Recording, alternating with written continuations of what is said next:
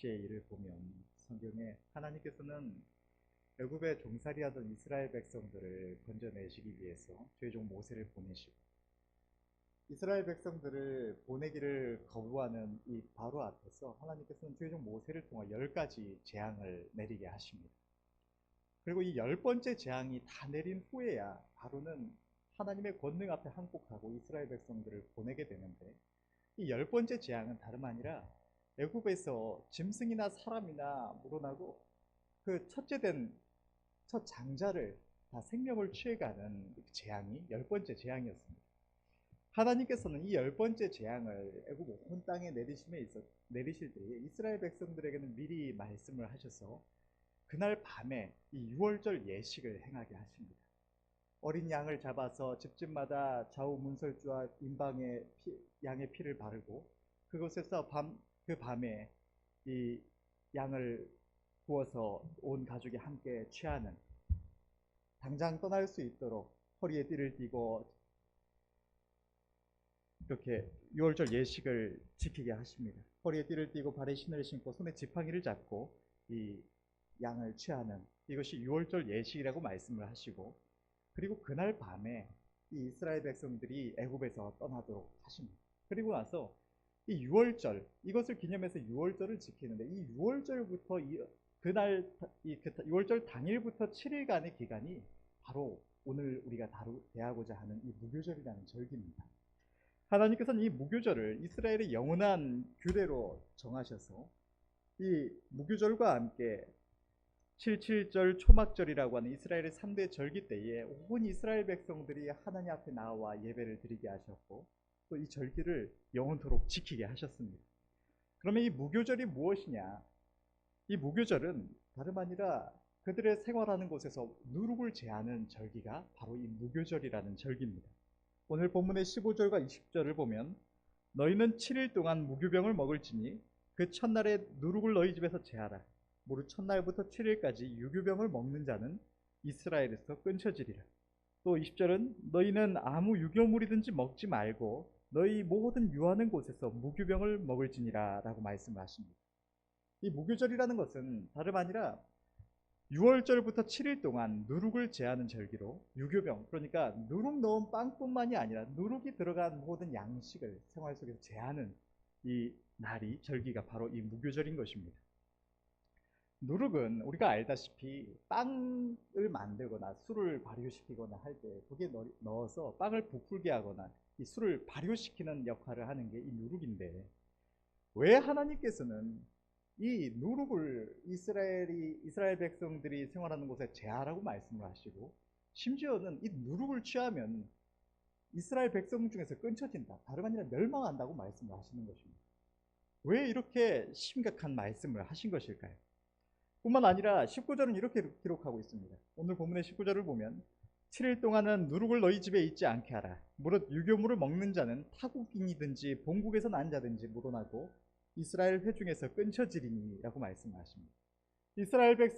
이스라엘에서 나고 자란 그 이스라엘 백성들 뿐만이 아니라 그 본국인이든지 타국인이든지 모든 시대 모든 죄의 백성들이 이 무교절을 지키지 아니하면, 누룩을 취하면 하나님은 이 이스라엘 백성들 중에서 끊쳐진다고 말씀을 하시는 것입니다. 그러면 이 누룩이 무엇을 의미하길래 하나님께서는 이토록 두려운 말씀으로 이 누룩을 금하시는 것일까요? 이 누룩은 바로 하나님께서 그 백성들에게 주시는 우리의 생명 양식인 이 말씀에 더해져서 하나님의 말씀을 부패케 하는 것을 의미하고 있습니다. 마태복음 16장 11절부터 12절의 말씀을 보면 예수님께서 바리새인과 사두개인들의 누룩을 주의하라는 말씀을 하시니까 제자들이 우리가 떡을 준비하지 않았다고, 양식이 없다고 염려하는 모습을 보시고 예수님께서 이렇게 말씀하십니다. 어찌 내 말한 것이 떡에 관함이 아닌 줄을 깨닫지 못하느냐?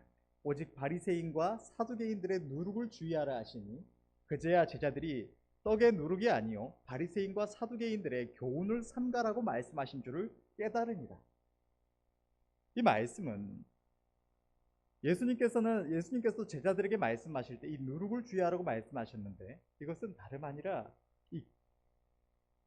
첫 번째로 거짓된 교훈을 의미하고 있습니다. 마태복음서에서 예수님께서는 바리새인과 사두개인들의 누룩을 주의하라고 말씀하시는데 왜 특별히 바리새인과 사두개인들의 누룩이라고 말씀을 하신 것일까요?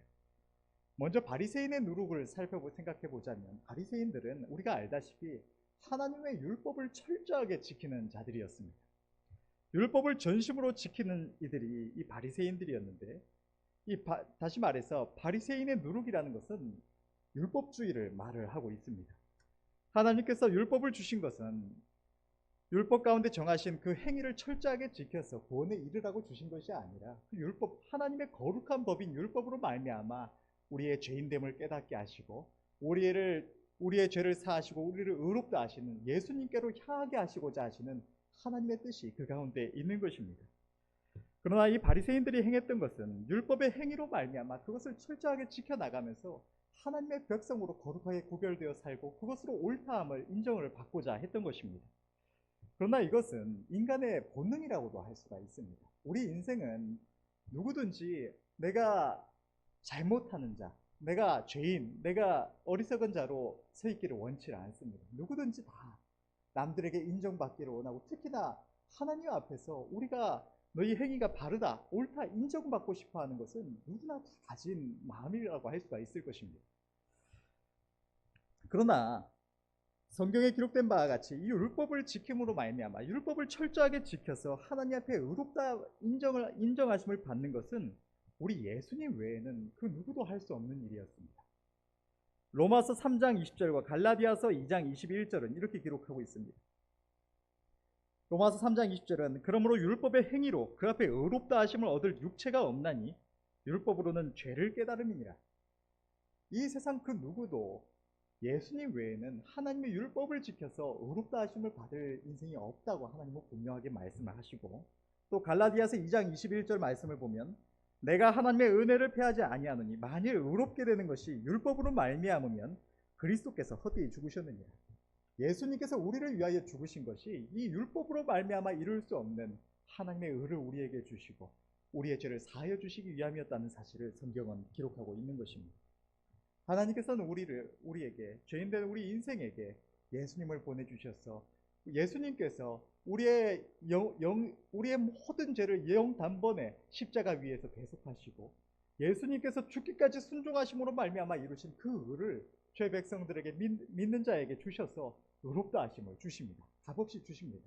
이것이 하나님의 복음입니다. 하나님을 알지 못할 때에 우리는 율법 아래서 다 종이 되었다고 성경은 기록하고 있습니다. 법이라는 것은 원래 잘 지켜도 거기에 뭐 잘 지켰다고 상을 주는 것이 아니고 우리가 지금까지 뭐 도둑질 안 했고 남을 죽이거나 폭행을 하지 않았음에도 불구하고 나라에서 너희가 폭행을 안 하고 살인을 안 하고 강도짓을 안 했으니까 잘했다고 상을 주지 않습니다. 왜 그러냐? 법이라는 것은 지키는 것이 당연한 것이 바로 이 법이기 때문입니다. 법은 오직 그 앞에 범죄하는 자를 가려내기 위하여 있는 것이 법입니다. 그렇기 때문에 율법 아래에 있을 때에 우리는 하나님 앞에서 잘못하는 것은 오직 우리의 죄요. 우리가 하나님의 법을 지켜나간다고 해도 그것은 당연한 것일 뿐이었습니다. 그러나 예수님으로 말미암아 값없이 용서하심을 받고 의롭다 하심을 받은 우리 죄 백성들에게는 우리가 하나님의 기쁘심을 위하여 행하는 그 모든 것은 하나님 앞에 하나님의 기쁘심이요 우리의 상급이 되고 우리의 부족함과 연약함은 예수님께서 십자가 위에서 단번에 우리의 모든 죄를 대신 지심으로 말미암아 우리에게 그 죄에서 자유함을 주신 것입니다. 이것이 하나님께서 우리에게 주신 복된 소식, 복음이라는 것입니다. 그런데 놀라운 것은 이 복음으로 말미암아 우리 하나님을 섬기는 우리 교회 안에도 오늘날까지도 이 율법주의가 끊임없이 들어온다는 것입니다. 그 이유는 이 율법주의라는 것이 바로 하나님의 말씀대로 살고자 하는 거룩하게 자신을 구별하여 하나님의 기쁘신 뜻대로 오직 순종하여 살고자 하는 그 노력에서 나오기 때문입니다. 우리가 하나님 앞에서 우리 하나님의 은혜를 입고 이렇게 하나님을 섬기는 삶을 살아가다 보면 내 하나님 앞에서 철저하게 더 온전하게 의롭게 거룩하게 살고자 하는 소망이 생겨납니다. 그러나 이것으로 말미암아 우리가 옳다함을 얻을 수 없다는 사실을 우리는 깨달아야만 합니다. 우리는 하나님의 법을 지키고자 하는 하나님의 백성으로서 거룩하게 살아가고자 하는 우리의 소망은 우리에게 있는 것이 아름답고 선한 것이지만 그것으로 말미암아 우리가 하나님 앞에 인정을 받고자 하는 것은 우리에게 이 잘못하는 것이 된다는 사실을 우리는 알아야 하는 것입니다. 하나님 앞에서 내가 열심을 낼 때, 내가 하나님의 말씀을 철저하게 지켜가고 있고, 내가 지금 하나님 앞에서 마음에 걸림이 없을 때는 내가 이렇게 열심히 하는데, 내가 이렇게 하나님의 법을 잘 지켜가는데 하면서 당당함을 얻고, 이러니 내가 하나님 앞에 이렇게 순종해 나가니까 나는 천국 간다, 담대함을 얻고, 또 하나님 앞에서 내가 때로는 부족해서 잘못해가고 열심히 내지 못하고 이러고 있으면 이러다가 내가 지옥 가는 거 아닌가 불안해하고 염려하는 이 모습이 바로 선한 것이 아니라 하나님의 복음을 온전히 붙잡지 못하고 우리의 의로 말미암아 하나님 앞에 인정함을 받고자 하는 우리의 모습이라는 사실을 우리는 알아야 하는 것입니다. 우리는 우리 스스로의 행위로는 결코 하나님 앞에 옳다함을 인정받을 수가 없는, 우리는 오직 죄인이라는 사실을 하나님 앞에 고백해야 합니다. 그리고 우리의 부족함이 나타날 때 내가 하나님의 법을 철저하게 지켜서 옳다 인정함을 받고자 하는 것이 아니라 이러한 죄인된 나를 위하여 십자가에 달리신 주님을 바라봄이 있어야 된다는 사실을 우리는 기억해야 할 줄로 믿습니다. 나의 어리석고 부족함을 깨달을수록 이러한 나를 위하여 십자가에 달리시고 이렇게 추하고 죄인된 나에게 의롭다 하심을 주시는 우리의 영원한 의가 되시는 주님을 바라보며 주님을 찬양하며 주님만을 붙드시는 은혜가 저와 여러분들 모두에게 있으시기를 바랍니다. 두 번째로 주님께서는 바리새인의 누룩과 함께 사두개인의 누룩을 주의하라고 말씀하십니다. 사두개인이 어떤 이들인가? 사도행전의 말씀을 살펴보면 사도행전 23장 8절의 말씀을 보면 이렇게 기록하고 있습니다. 이는 사두개인은 부활도 없고 천사도 없고 영도 없다 하고 바리새인은 다 있다 함이라. 이 사두개인이라는 이들이 제사장 사독의 후손이 아니냐는 말도 있고 당시에 제사장의 직분을 많이 맡고 있었기 때문에 있었는데 이스라엘 종교 지도자로 있었지만 중요한 것은 이들이 무늬만 하나님을 섬기는 자요, 부활과 천사와 영을 부인하는, 다시 말해서 세상 사람들과 차이가 없는 존재였다는 사실이 성경에 나타나는 것입니다. 우리의 영혼이 없고 부활이 없고 하나님의 심판이 없으면, 천사도 없으면 우리가 우리의 모든 신앙을 사실상 부정하는 것과 동일한 것입니다. 그러니까 그들은 이스라엘의 종교 지도자로서 제사장이라는 이름은 가지고 있었지만 하나님을 인정치 않는 자들이었다는 사실을 우리는 알 수가 있는 것입니다. 또 마가복음서의 다른 본문을 보면 마가복음 8장 15절의 말씀을 보면 이렇게 기록되어 있습니다. 예수께서 경계하여 가라사대 삼가 바리새인들의 누룩과 헤롯의 누룩을 주의하라 하신대. 주님께서는 헤롯의 누룩을 주의하라고 말씀하십니다. 이 헤롯은 유대교와 관련된 인물도 아니고 당시 이스라엘 지역과 갈릴리와 베레아 지역을 다스리던 분봉왕을 말을 합니다. 다시 말해서 헤롯의 누룩이라는 것은 이 세상의 관원들, 이 세상의 유력자들의 교훈을 말을 하는 것입니다. 이 세상은 어느 시대 어느 곳에서나 하나님을 거스려서 죄의 백성들을 붙잡고 억압하고 얽매어서 하나님께로 나아가지 못하게 하고 죄의 백성들을 끊임없이 유혹하고 미혹하여서 하나님의 심판 아래로 인도하고자 합니다. 특별히 우리가 살아가고 있는 이 시대는 이 세상적이고 마귀적인 교훈들이 더욱 악랄하게 죄의 백성들을 공격해오는 시대입니다. 수많은 세상적이고 마귀적인 교훈들이 마치 아름다운 이야기를 하는 것처럼 교묘하게 숨겨지고 꾸며져서 사람들에게 다가오는 것입니다. 때문에 하나님께서 오늘 본문의 말씀을 통해서 이 사두개인과 헤롯의 누룩, 바로 이 세상이 주는 교훈을 주의하라고 말씀을 하시고, 또 주의 백성들에게 로마서 12장 2절의 말씀을 통해서 너희는 이 세대를 본받지 말고 오직 마음을 새롭게 함으로 변화를 받아서 하나님의 선하시고 기뻐하시고 온전하신 뜻이 무엇인지 분별하라고 말씀을 하시는 것입니다. 이 세상이 주는 교훈이 무엇을 의미합니까? 이 세상의 교훈이라는 것은 하나님의 말씀 외에 이 세상에 우리가 살아가면서 듣고 또 경험하는 모든 교훈들을 의미를 합니다. 이러한 교훈들은 하나님의 말씀을 떠나서 인간적으로 생각할 때는 너무나 타당하고 아름다운 것처럼 보여지는 것들이 너무나 많이 있습니다.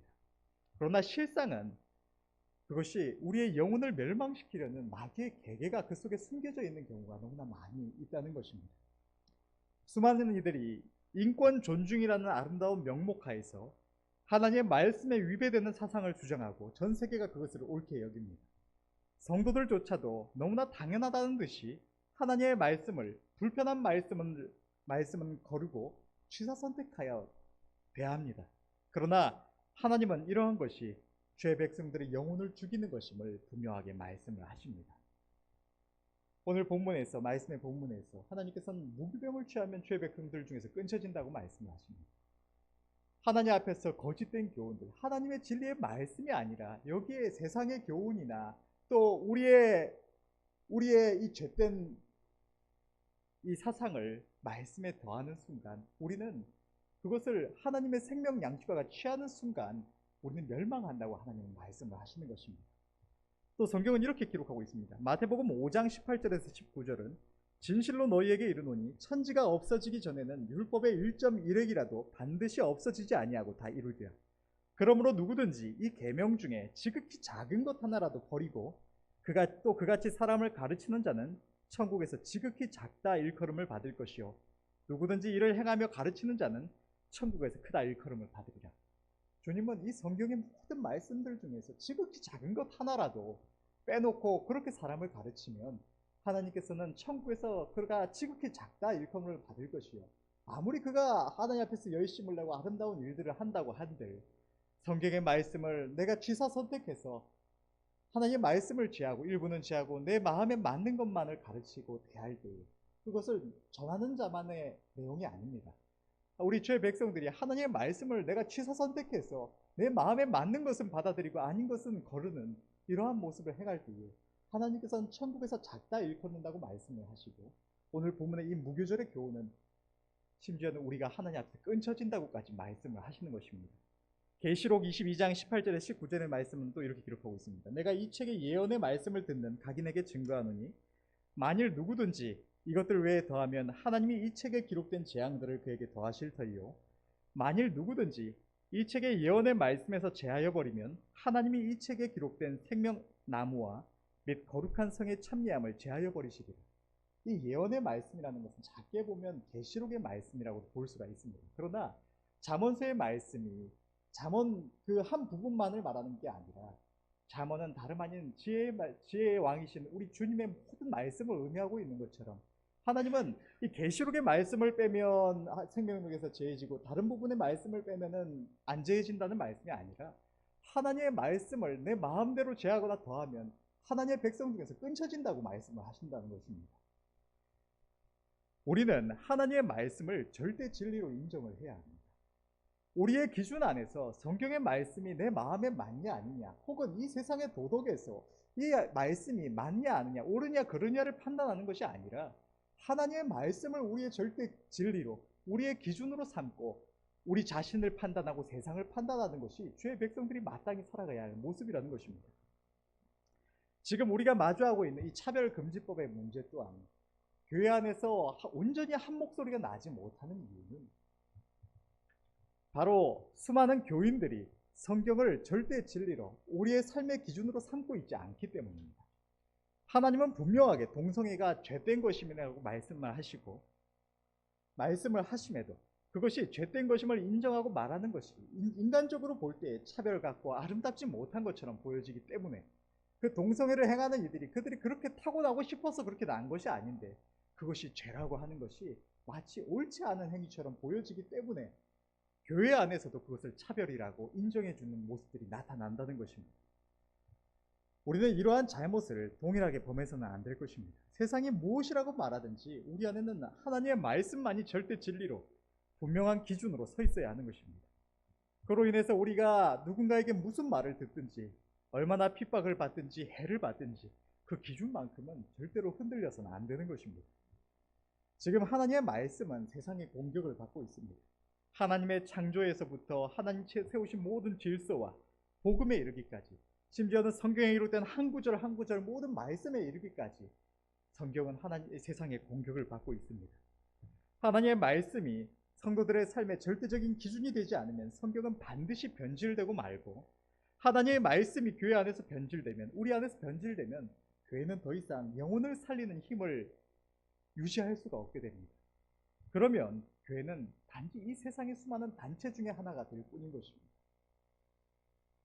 이 세상에는 다양한 사상들이 있습니다. 대놓고 하나님의 말씀과 성도들의 삶에 위배되는 뭐 물질 만능주의라거나 외모 지상주의라거나 혹은 뭐 요즘 많이 계속해서 사람들이 생각하는 욜로, 내 인생은 한 번 살 뿐이니까 즐기고 살자, 지금 이 순간을 즐기며 만족하며 살자라는 이러한 행위들, 모습들, 이러한 것들은 우리가 신앙생활을 하는 이들이라면 이거 옳지 않다는 사실을 쉽게 알 수가 있습니다. 하나님은 세상을 사랑치 말라고 하시고 세상을 살아가면 하나님과 원수가 된다고 말씀하시고, 또 육신의 이 안목의 정욕을 쫓는 것이 하나님 앞에서 옳지 않은 것임을 분명하게 말씀을 하십니다.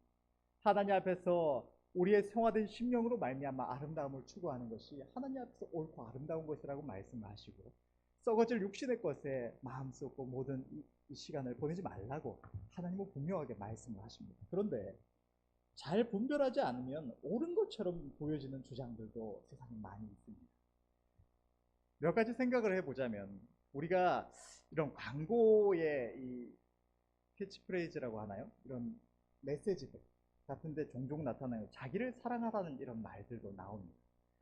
우리가 그냥 이 메시지만을 보면 내가 자기 파괴적인 이런 삶을 살지 않고 나를 사랑하고 나를 존중해주는 아름다운 것이구나, 좋은 것이구나 라고 생각을 하는데, 사실 이것은 하나님 앞에서 결코 바를 수가 없는 것입니다. 하나님은 인간이 자기를 사랑하는 그 모든 것이 저주가 되게 하셨습니다. 옛 시대에 어머니들이 가정에서 자기의 모든 것을 막 희생하고 오직 가정만을 위해서 하면서 그렇게 고생하면서 살아가는 이러한 모습들이 많이 있었고, 그래서 때때로 드라마 같은 것을 보면 그러던 어머니가 어느 날 이렇게 하는 것이 헛되다, 해도 소용없다라는 것을 생각하면서 이제 자기만을 위하겠다고, 나를 위해서 좀 살아보겠다고 하는 이런 모습들도 나옵니다. 그래서 이전에는 가정을 위해서 모든 수고를 다하고 또 가족들 챙기던 분이 그 다음부터는 자기가 또 맛있는 것도 먹고 사치도 부리고 그렇게 살아가는 모습들도 때때로 드라마 같은 것도 나옵니다. 그러나 하나님 앞에서 우리의 신앙생활에 있어서 자기를 사랑하는 것, 자기 만족을 구하는 것, 나에게 만족을 주고자 하는 것은 언제나 이 옳지 않은 행위가 될 수밖에 없습니다. 하나님은 자기를 부인하라고도 말씀하시고, 심지어는 날마다 자기 십자가를 지라고도 말씀하십니다. 십자가가 무엇입니까? 십자가는 자기 죽음입니다. 예수 죽인 것을 우리 몸에 짊어진다는 것, 십자가 무슨 나무만 짊어진다는 것이 아니라 예수님께서 십자가 위에서 자기를 내어주신 것처럼 우리도 우리 자신을 십자가 위에 내어드린다는 것이 그 의미입니다. 그러면 자기를 부인하고 자기를 죽이는 삶을 살아가는 것이 하나님 앞에서 옳은 길인데, 나를 사랑하고 내 만족을 구하는 것이 결코 하나님 앞에서 옳은 것이 될 수가 없다는 사실을 우리나라 쉽게 알 수가 있는 것입니다. 또 남들의 판단이나 기준은 무시하고 내가 원하는 것을 하라는 이런 메시지들도 세상에 요즘에 많이 나옵니다. 이것은 이 포스트 모더니즘이라고 하는 이 시대를 주관하는 사상 중에 하나의 영향을 받은 것으로 보여지는데, 이것은 다름 아니라 진리는 없다, 절대 이념은 없다라는 것을 주장하는 게 이 포스트 모더니즘입니다. 우리가 이런 메시지들을 쉽게 생각할 때는 너무 남들의 말에 이렇게 휘둘리지 말고 내가 옳다고 생각하는 것, 내가 볼 때 바른 것을 해나가라, 거기다 마음을 쏟아 나가라, 전심을 집중해라, 이렇게 좋게 받아들일 수도 있지만, 이것이 조금씩 확장되어 나가는 순간 절대 진리는 없다, 부모와 자식 간에도 규정된 바르게 해나가야 될, 지켜야 할 질서는 없고, 학생과 선생 사이에도 그런 것은 없다, 직장에서도 상사와 부하 직원 사이에서도 그런 것도 없고, 세상에서도 내가 마땅히 해야 되는 나의 의무라는 것은 존재하지 않는다. 세상의 모든 질서와 이념, 우리가 이전 시대에 철저히 그것이 옳다고 인정해왔던 모든 것을 부정하는 게 이 포스트 모더니즘의 영향입니다. 이처럼 이 세상에서 우리가 아름답게 보여지는, 멋있게 보여지는 사상 속에는 하나님 앞에 정면으로 거스려 나가는 이런 메시지들이 참 많습니다. 이 세상에 절대 이념이 없다는 말은 무엇입니까? 제일 먼저 우리 죄 백성들에게 있어서는 하나님의 말씀이 진리가 될 수가 없다는 것을 의미하는 것입니다. 하나님의 말씀을 절대 진리로 인정하는 순간 내가 진리는 없다, 정해진 기준은 없다라는 것은 잘못된 말이 되는 것입니다. 또 아이들에게 매를 들지 말아라. 이것은 제가 전에 다른 곳에서 사역을 하면서도 제가 아이들한테 어렸을 때 아이들이 잘못 크지 않도록 매를 들어야 된다. 하나님 앞에서 이게 옳은 것이다라고 하나님께서도 이렇게 말씀을 하신다라고 했더니 그 권사님들 중에 한 분이 저를 굉장히 딱하게 쳐다보시면서 시대에 맞지 않는 이 이야기를 한다는 눈빛을 보여주신 적이 있습니다. 그런데 우리가 간단히 생각하면 내가 자녀를 사랑해서 매를 들어야 되느냐? 내가 자녀를 사랑하니까 폭력을 휘두르지 말고 말로써 인격적으로 교훈하고 가르쳐야 되느냐? 우리가 쉽게 생각하면은 우리 인간적으로 생각해 볼 때 무조건 후자입니다. 폭력이라는 것이 들어가는 순간 옳지 않아 보입니다. 그런데 주의 백성들에게 있어서 성경은 절대 진리가 되어야 되고 무조건적인 옳은 기준이 되어야 됩니다. 그런데 하나님께서는 우리에게 자녀에게 초달을 차마 못하는 자는 자녀를 사랑하지 않는 것이라고 말씀을 하십니다. 뿐만 아니라 우리 주의 백성들이 하나님 앞에 잘못 행할 때 하나님께서 우리 주의 백성들을 내버려 두십니까? 아니면 징계하십니까? 하나님께서도 주의 백성들을 징계하시고 그래서 하나님께 바른 길로 돌이킬 수 있도록 인도하십니다. 그러니까 부모가 자식을 징계하는 것은 마땅히 행해야 할 부모의 의무요, 자녀를 사랑하는 도리라는 것입니다. 그런데 우리가 인간적으로 볼 때 그게 자녀에게 인격적으로 존중하지 않고 해를 끼치는 악한 행위처럼 보여지기 때문에 그 안에서도 그것이 바르지 못한 것처럼, 그래서 시대에 맞지 않은 것처럼 걸러지고 흘려 넘겨지고 마는 것입니다. 또 가정 안에서 이런 부모와 자녀의 관계, 부부의 관계에 있어서도 이 시대는 부모가 자식을 대하는 것도 어려워하고 자식이 부모를 공경하고 부모를 공경하는 것도 참 보기가 어렵습니다. 그리고 그것이 이상하게 여겨지지 않는 시대입니다. 옛 시대 같으면 못 배웠다고, 제 예절 교육을 못 받아서 저 모양이라고 한 말이 들을 만도 한 모습들이 이 시대에는 별로 그렇게 소리를 듣지 않는 모습입니다. 왜 그러냐? 많은 이들이 그렇게 살아가고 있기 때문입니다. 가정 안에서 부모와 자식의 관계를 폐하고 또 부부의 관계에 있어서도 옛 시대에 여성들이 많은 핍박을 받고 차별을 많이 받았습니다. 그래서 이제 남성의 이런 육신적인 능력이 아니라 이 여성들의 섬세함과 이런 꼼꼼함이 강조되는 이 시대에 여성들의 이 사회적인 지위가 많이 올라갔습니다. 그래서 이 남녀 평등에 대한 말도 오래전부터 나왔고 지금에 와서는 이렇게 자리 잡게 되었는데, 그래서 가정 안에서 이 아내들이 주권을 잡고 함부로 휘두르는 경우가 많이 있습니다. 그런데 우리는 교회 안에서조차 그것이 옳지 않은 것이라는 사실을 잘 분별을 못합니다. 교회 안에서도 많은 분들이 교회 안에서 남편들을 휘어잡고 휘두르면서 그것이 부끄러운 일인 줄 생각을 안 합니다. 제가 밖에서 장난을 칠 때에 우리 집은 가부장적인 집안이라고 많이 합니다. 유교적인 집안이라서 이렇게 하늘 같은 남편이라고 이렇게 말은 하고 다니지만 그렇게 유교적이지도 않고 사실 아내를 사랑하고 아내를 위해서 많은 것을 하려고 합니다. 그리고 뭐 권위를 내세우는 것도 아닙니다.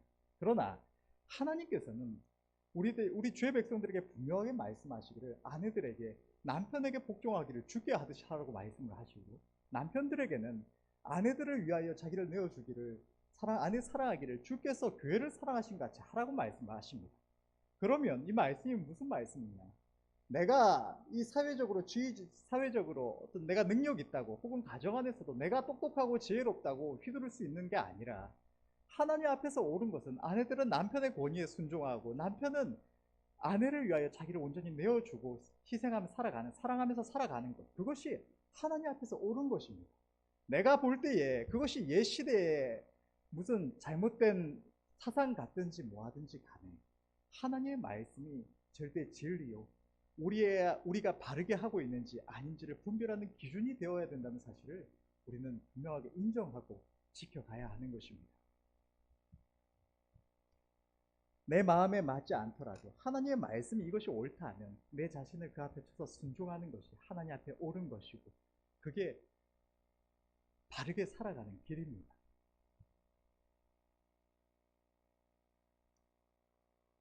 그것이 하나님의 말씀을 절대적인 진리로 우리의 삶의 기준으로 삼고 그것에 순종하며 순복하며 살아가는 것이 우리와 우리의 가정을 하나님 주시는 평안과 행복으로 또 영원한 생명으로 인도하는 길이라는 사실을 우리는 깨닫고 다만 그 길을 따라가야 할 줄로 믿습니다. 마지막으로 누룩이 의미하는 것은 하나님의 복음을 부패케 하는 거짓된 진리입니다. 고린도전서 5장 8절의 말씀을 보면 이러므로 우리가 명절을 지키되 묵은 누룩도 말고 괴악하고 악독한 누룩도 말고 오직 순전함과 진실함에 누룩 없는 떡으로 하자라고 말씀하시고, 갈라디아서 5장 9절의 말씀은 적은 누룩이 온 덩이에 퍼진다고 말씀하십니다. 성경 안에 하나님의 말씀을 교묘하게 바꿔가는, 잘못되게 가르치는 거짓된 이런 교훈들이 하나님의 복음의 진리를 부패케 하고 그것이 성경 전체에 퍼져나가고 만다고 하나님 말씀을 하십니다. 옛 시대부터 언제나 하나님의 말씀을 변질시키고 죄의 백성들을 우상 숭배로 이끌려는 이 계계, 마귀의 계계는 늘 있어 왔습니다.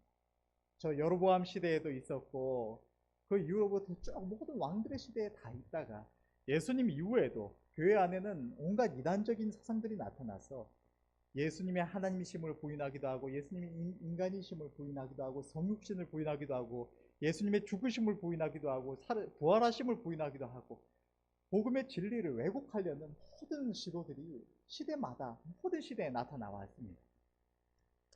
오늘날에도 마찬가지입니다. 사역자들이 온갖 신학자들이나 목회자들이나 전도사들이나 너무나 많은 이들이 교회 안에서 하나님의 말씀이 아니라 세상 교훈을 말하고 성도들에게 어떤 행위구원을 말하기도 하고 성경의 말씀을 수없이 자기 입맛대로 변질시키는 이들이 있습니다. 성경은 전체가 모든 시대를 살아가는 주의 백성들을 위해서 주시는 하나님의 말씀인데, 또 성경의 1차 저자는 살아계신 하나님이신데 많은 이 신학자들이, 성경을 연구하는 성경학자들이 성경에서 하나님의 뜻을 빼버리고 인간의 이런 의도와 상황들만을 연구를 하는 이들이 참 많습니다. 교회 안에서 사도들이 혹은 이런 선지자들이 기록한 이런 말씀들, 이사야서라든지 예레미야서라든지 이렇게 이 신약 성경의 사도들이 기록한 많은 말씀들을 대할 때, 이 말씀은 이러한 상황에서 이러한 교훈을 주기 위해서 기록된 말씀이다 라고 해석을 하고 거기에 맞지 않는 적용은 모두 다 제해버립니다. 심지어는 성경 안에서 어떤 선지자나 혹은 이런 사도들의, 주의 종들의 이런 문체를 연구를 해서 예를 들면 사도 바울은 이러이러한 문체를 주로 써왔는데 이 부분은 평소에 써오던 문체와 다르다. 그러니까 이 부분은 사도 바울이 저술한 것이 아니라 후대에 덧붙여진 내용이다라고 해서 그것을 인정하지 않으려고 하는 모습도 나옵니다. 그러나 우리는 이 하나님의 모든 말씀이 인간 저자가 무슨 교훈 주려고 인간적으로 기록한 말씀이 아니라 성경의 1차 저자는 하나님이시고 성령의 감동으로 말미암아 이 모든 성경이 기록됐다는 사실을 우리는 인정을 해야 합니다. 이처럼 우리의 인간적인 기준에 따라서 성경을 분석하고 또 짜맞짜 고치려는 이러한 모든 행위는 결코 옳은 것이 될 수 없고 괴악하고 악한 것이 될 수밖에 없습니다. 하나님의 말씀은 인간의 이성으로 연구하고 이해할 수 있는 말씀이 아닙니다. 베드로후서 1장 20절에서 21절 말씀은 먼저 알 것은 경의 모든 예언은 사서로이 풀 것이 아니니 예언은 언제든지 사람의 뜻으로 낸 것이 아니요 오직 성령의 감동하심을 입은 자들이 하나님께 받아 말한 것입니다. 무슨 예언서의 말씀만이 아니라 성경의 모든 말씀들이 사서로이 풀 것이 아니라 하나님의 감동으로 되었다고 성경은 기록하고 있는 것입니다. 베드로후서 3장 16절의 말씀은 또 그 모든 편지에도 이런 일에 관하여 말하였으되 그 중에 알기 어려운 것이 더러 있으니 무식한 자들과 굳세지 못한 자들이 다른 성경과 같이 그것도 억지로 풀다가 스스로 멸망에 이르느니라. 인간의 이성으로 하나님의 말씀을 연구하고 분석하고 이해해 보려는 시도가 그들의 멸망으로 이어진다는 사실을 성경은 분명하게 기록하고 있는 것입니다. 하나님께서 성경 어디에도 우리 인간이 자기 이성으로 성경을 연구하고 하나님 말씀을 깨달으라고 하시지 않으십니다. 하나님께서 오직 성령으로 너희에게 가르쳐 알게 하시리라고 말씀을 하시는 것입니다. 요한복음 16장 13절의 말씀은 그러하나 진리의 성령이 오시면 그가 너희를 모든 진리 가운데로 인도하시리니 그가 자의로 말하지 않고 오직 듣는 것을 말하시며 장래일을 너희에게 알리시리라. 고린도전서 2장 8절에서 14절 말씀은 이 지혜는 이 세대의 관원이 하나도 알지 못하였나니 만일 알았더면 영광의 주를 십자가에 못 박지 아니하였으리라. 기록된 바 하나님이 자기를 사랑하는 자들을 위하여 예비하신 모든 것은 눈으로 보지 못하고 귀로도 듣지 못하고 사람의 마음으로도 생각지 못하였다 함과 같으니라. 오직 하나님이 성령으로 이것을 우리에게 보이셨으니 성령은 모든 것 곧 하나님의 깊은 것이라도 통달을 하시느니라. 사람의 사정을 사람 속에 있는 영 외에는 누가 알리요? 이와 같이 하나님의 사정도 하나님의 영 외에는 아무도 알지 못하느니라. 우리가 세상의 영을 받지 아니하고 오직 하나님께로 온 영을 받았으니 이는 우리로 하여금 하나님께서 우리에게 은혜로 주신 것들을 알게 하려 하심이라. 우리가 이것을 말하거니와 사람의 지혜에 가르친 말로 아니하고 오직 성령의 가르치신 것으로 하니 신령한 일은 신령한 것으로 분별하느니라. 육에 속한 사람은 하나님의 성령의 일을 받지 아니하나니 저희에게는 미련하게 보이며 또 깨닫지 못하나니 이런 일은 영적으로라야 분별하느니라. 하나님께서는 성령 모든 하나님께서 우리에게 주신 모든 것들이 인간이 이성으로 우리 육신적으로 분별할 수 있는 것이 아니라고 말씀을 하시고 우리에게 오셔서 우리와 함께 하신 주의 성령께서 이러한 것들을 우리에게 알게 하신다고 말씀을 하시는 것입니다. 어리석고 죄로 오염된 인생이 우리의 우둔한 머리로 연구하고 이해한다는 것은 불가능한 것입니다. 그러나 이 시대는 인간 이성으로 하나님의 말씀을 이해하려고 하고 역사를 연구하고 언어를 연구하고 문학을 연구해서 당시에 왜 이렇게 기록되었고 왜 기록되었는지를 연구하고 그것으로 성경을 설명하고 인간적인 교훈을 내고자 하는 것입니다. 그러나 이 모든 노력은 헛것인 것입니다. 사람들이 오늘날과 같이 성경을 본격적으로 연구하고 성경을 이해하는 이론들을 낸 것이 1900년대 이후부터라고 합니다. 그러나 아름다운 주의 종들이 1900년대 이전을 살아가신 이들이 너무나 많이 있고 또 성경을 더 잘 알고자 하는 모든 일들이 주의 성도들을 하나님 앞에서 하나님의 형상을 닮아가도록 성화시켜 가지 못한다니 그 성경을 더 알고자 하는 것들이 성경을 더 안다고 하는 그 지식들이 오히려 주의 백성들을 하나님께로부터 멀어지게 만들고 하나님의 말씀을 부정하고 인정치 않게 만든다는 그것은 결코 옳은 것이 될 수가 없는 것입니다. 하나님은 말세에 믿음을 보겠느냐고 말씀을 하시는데 많은 이들이 이전 시대보다 오늘날의 신학자들, 사역자들이 성경을 더 잘 안다고 말을 합니다. 우리가 하나님의 선하신 뜻이나 진리를 분별하는 길은 오직 주의 성령으로 말미암아 성령의 인도하심을 따라 나아갈 때야 깨달을 수가 있는 것입니다. 또 성령의 말씀에 민감해지는 길은 온전한 헌신과 말씀과 기도에 힘쓰는 방법밖에 없다는 사실을 우리는 인정해야 할 줄 믿습니다. 힘써 주님의 도우심을 구하며 하나님의 은혜 안으로 더 나아가셔서 주님이 주시는 지혜로 성령의 인도하심을 따라 모든 것을 분별하시고 이 시대의 괴악하고 악독한 교훈들에 속아 넘어가시지 마시기를 바랍니다. 하나님의 말씀만을 우리 안에 철저한 기준으로 세우고 하나님의 말씀을 지켜가실 수 있기를 간절히 바랍니다.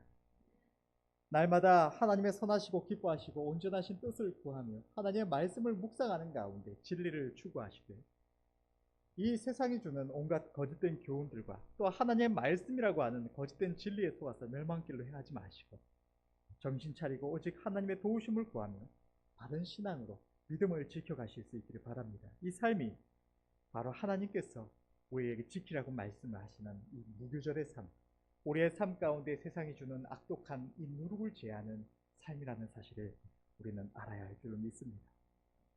무교절을 지키는 삶을 살아가시는 저와 여러분들이 되시기를 간절히 바랍니다.